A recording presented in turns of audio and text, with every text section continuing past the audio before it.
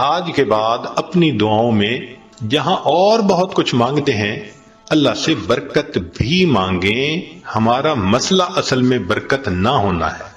جب برکت آ جائے گی آپ دیکھیں سکون بھی ہوگا، اولاد بھی تابع دار ہوگی، بیوی بھی فرما بردار ہوگی، گھر کے اندر محبتیں بھی ہوں گی، الفتیں بھی ہوں گی، ہمارے سارے مسئلے آٹومیٹکلی حل ہو جائیں گے، ہر چیز ان آرڈر آ جائے گی. اعمال سے تو برکت بڑھتی ہے اور کچھ اعمال سے برکت گھٹتی بھی ہے، وہ بھی پتہ ہونا چاہیے.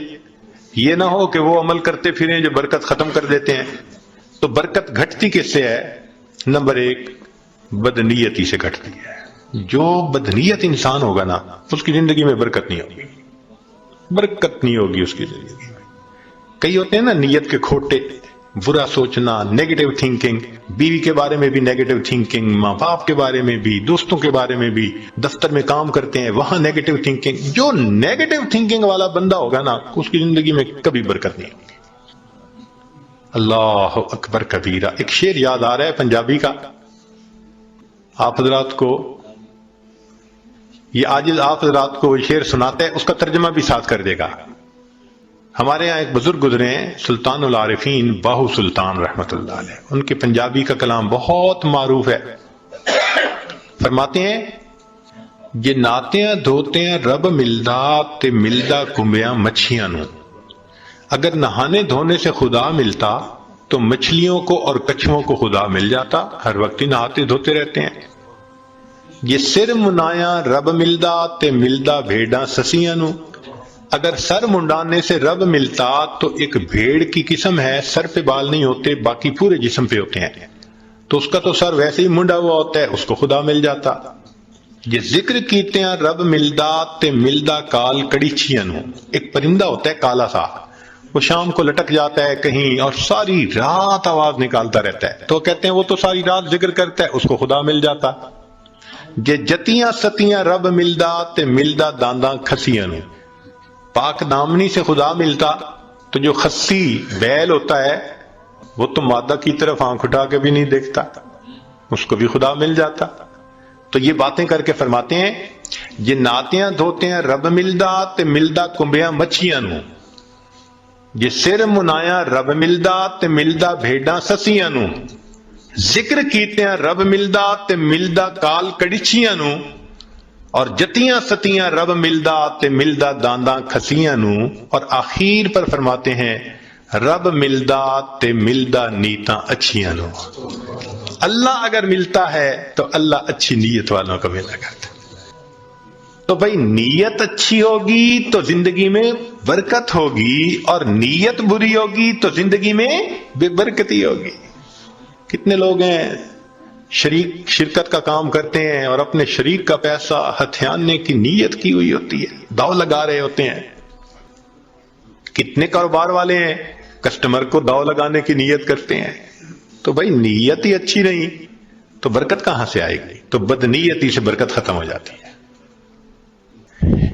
مولانا روم رحمت اللہ نے ایک واقعہ لکھا ہے، سن لیجئے ذرا، موقع کے مناسبت سے ہے. ایک بادشاہ تھا، اس نے گرمی کے موسم میں سفر کیا تو بہت تھکا ہوا تھا اور پیاسا تھا. اس کو اتنی پیاس تھی کہ لگتا تھا کہ میری جان چلی جائے گی. تو اس نے ایک انار کا باغ دیکھا، اتر پڑا، باغ کے مالک سے کہا کہ بھائی جاؤ کوئی انار کا جوس پلاؤ. وہ باغ کا مالک گیا اور جا کے ایک گلاس بڑا بھر کے لایا انار کے جوس کا.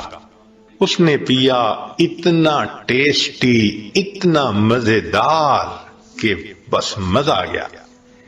اب جب اس نے پیا تو اس نے پھر مالک کو کہا کہ بھئی ایک گلاس اور لے آؤ، مگر ساتھ ہی دل میں خیال گیا کہ یار یہ باغ تو میرے پاس ہونا چاہیے.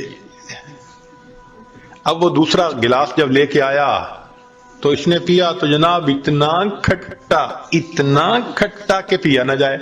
تو بادشاہ نے کہا بھائی مجھے تو لگتا ہے کہ یہ درخت بدل گیا ہے، جس وجہ سے یہ جوس کا ذائقہ بدل گیا.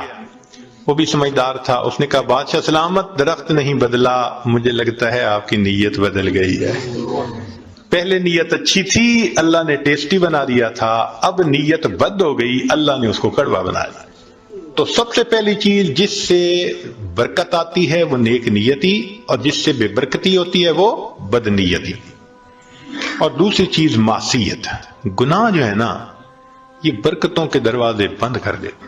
اللہ تعالیٰ برکتوں کے دروازے کھولتے ہیں اور ہم گناہ کر کے ان دروازوں کو اپنے لیے بند کروا دیتے ہیں۔ جو گناہ کرتے ہیں وہ اتنی مقدار برکتوں کی بند کروا دیتا ہے۔ اگر ہم سوچیں تو ہم تو صبح سے شام تک برکتوں کے دروازے بند کروانے میں لگے ہوئے ہوتے ہیں، تو برکتیں کہاں سے آئیں؟ تو معصیت سے برکتوں کے دروازے بند ہوتے ہیں، نیکی سے برکتوں کے دروازے کھل جاتے ہیں۔ اس لیے قرآن پاک میں اللہ فرماتے ہیں کہ اگر تم نیک بنو گے لَأَكَلُوا مِن فَوْقِهِمْ وَمِن تَحْتِ أَرْجُلِهِمْ، ہم ان کو وہ نعمتیں کھلاتے جو آسمان سے اترتی ہیں، ان کی روحانی غذا بنتی، اور وہ نعمتیں کھلاتے جو پاؤں کے نیچے زمین سے نکلتی ہیں، ان کے لیے جسمانی غذا بن جاتی۔ تو معلوم ہوا کہ گناہ سے پھر برکتوں کے دروازے بند ہوتے ہیں۔ اور تیسری چیز بے پردگی، بد نظری، یہ بے برکتی کا سب سے بڑا گناہ ہے۔ یعنی گناہ تو بہت سارے ہیں مگر بد نظری کو اور بے برکتی کو، بے پردگی کو، لہذا جو بے پردہ عورت ہوگی اس کی زندگی میں برکت نہیں ہوگی نہیں۔ رزق کی یا وہ بے برکت تو الگ، اس کا خامن ہی اس سے مطمئن نہیں ہوگا۔ آپ دیکھ لیں جتنی بے پردہ عورتیں ہوتی ہیں ان کے خامن ادھر ادھر بھاگ رہے ہوتے ہیں، کیوں؟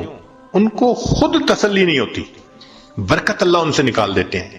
اور باپردہ عورتیں ہوتی ہیں الحمدللہ، ایسا اللہ ان کی زندگی میں برکت ڈالتا ہے، ان کے خاوندوں کو سکون آ جاتا ہے، وہ نہیں ادھر ادھر جاتے، نہیں ادھر ادھر دیکھتے۔ تو بد نظری کرنے والے بندے کو سیٹسفیکشن نہیں ہوتی، بے پردے کرنے والے عورت سے اس کے میاں کو سیٹسفیکشن نہیں ہوتی۔ اس لیے پردہ اور نظر کی حفاظت برکت حاصل کرنے کے لیے یہ ضروری ہے۔ اگر ہم ان کو حاصل کر لیں تو اللہ رب العزت ہمیں برکت عطا فرمائیں گے۔ چنانچہ نبی علیہ السلام نے برکت کی دعا سکھائی، اللہم بارک لنا فیہا۔ نبی علیہ السلام دعا مانگا کرتے تھے، اللہ میرے لیے ان میں برکت رکھ دیجئے۔ دعا ہے اللہ تعالیٰ زندگی میں بھی برکت عطا فرمائے، موت میں بھی برکت عطا فرمائے۔ فرمایا کہ جو آدمی 10 مرتبہ صبح و شام پڑھ لے اللہم بارک لنا فی الموت، بارک لنا فی الموت، اللہ تعالیٰ اس کو کلمے پہ موت عطا فرما دیتے ہیں۔ تو بھائی آج کے بعد اپنی دعاؤں میں جہاں اور بہت کچھ مانگتے ہیں اللہ سے برکت بھی مانگیں۔ ہمارا مسئلہ اصل میں برکت نہ ہونا ہے۔ جب برکت آ جائے گی آپ دیکھیں سکون بھی ہوگا، اولاد بھی تابعدار ہوگی، بیوی بھی فرما بردار ہوگی، گھر کے اندر محبتیں بھی ہوں گی، الفتیں بھی ہوں گی، ہمارے سارے مسئلے آٹومیٹکلی حل ہو جائیں گے، ہر چیز ان آرڈر آ جائے گی۔